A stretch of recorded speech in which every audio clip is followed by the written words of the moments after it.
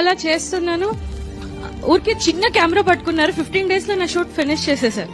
అంటే చిన్న కెమెరాలో ఒక పెద్ద మూవీ ఎలా తీస్తారు అసలు ఏంటి నాకు అర్థం కాలేదు. నేను మా ఫాదర్ ని అడిగాను, ఏంటి నాన్న అసలు ఇది నిజంగా ఫీచర్ ఫిలిం అయినా, నాకు డౌట్ వస్తుంది అంటే మా నాన్న నుండి లేదు నువ్వు వెయిట్ చేయి, ఇది కాదు, ఇది పెద్ద ఫీచర్ ఫిలిమే.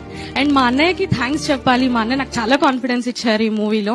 అసలు నాకు అంత ఐడియా లేదు అసలు, కానీ మా అన్నయ్య నాకు వెనక ఉండి సపోర్ట్ చేసి, లేదు ఈ మూవీ చాలా పెద్ద హిట్ అవుతుంది, ఈ స్టోరీ చాలా బాగుంది.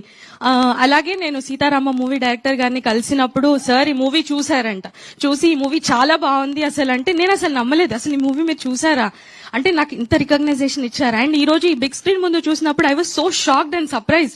అసలు ముందు వరకు ఇది అవుతుంది అవుతుంది అవుతుంది అని ఉండే, కానీ ఇది అసలు చూసిన తర్వాత I was so surprised. But నేను ఒకటి చెప్పాలనుకుంటున్నాను ఏంటంటే, అసిస్టెంట్ డైరెక్టర్ గారు ఉన్నారు. సార్ ఎక్కడున్నారు సార్ అసిస్టెంట్ డైరెక్టర్ గారు?